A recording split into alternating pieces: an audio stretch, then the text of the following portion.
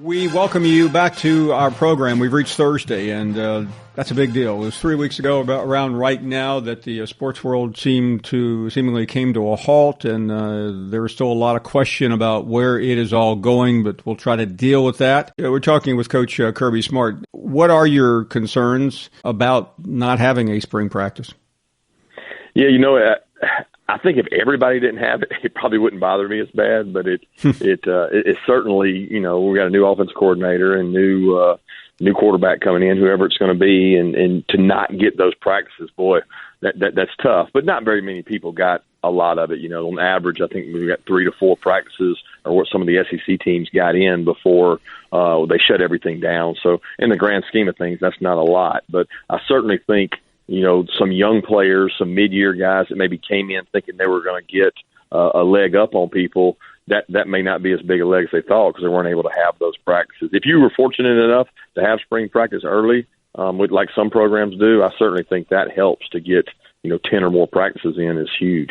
Hunter Yurachek with us, the athletic director at Arkansas. You're in charge of a very large budget there, as your colleagues are. What is this doing? Losing the basketball money, the spring money. What is all this doing to your budget?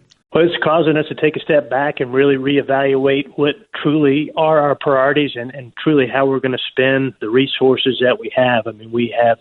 Especially in the Southeastern Conference, we've grown tremendously each of our operating budgets over the past decade with the Southeastern Conference network and television agreements, bowl games, the NCAA basketball tournament. There's been a significant increase in all of our revenues, and we've taken that revenue and reinvested it in the experiences of our student athletes across each of our campuses. But now we're going to have to make some hard decisions, and whether that's personnel decisions or areas that, okay, maybe this facility was on the front burner when all this happened, and now that facility's not going to be on the front burner. And so we're having to really take a step back, and we will operate at the University of Arkansas as we close out this fiscal year in a slight deficit.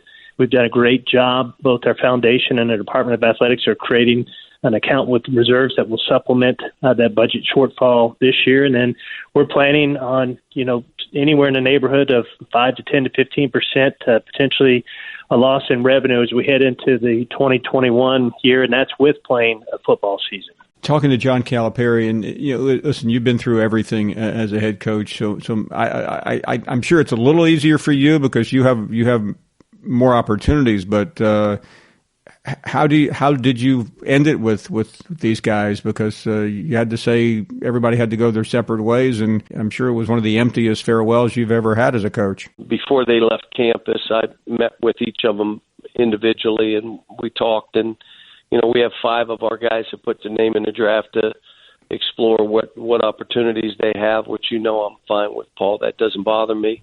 We even had Johnny Juzang went back home to L.A., and while he's back there says, I think I want to stay here and I'm going to put my name in the portal. And I told him, I said, I understand, but you got a place here. If you go through this process and you want to come back, I don't hold it against these kids. I'm not mad.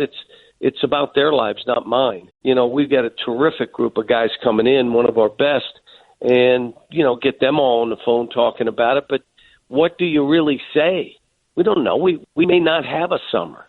We may have a summer. We may not have a summer. This stuff, the Democratic National Convention moves out of June. What does that mean? Does that mean they know something we don't know? Does that mean our kids can't come back in June, or they're going to come back in August? It's so much up in the air, but I will say this.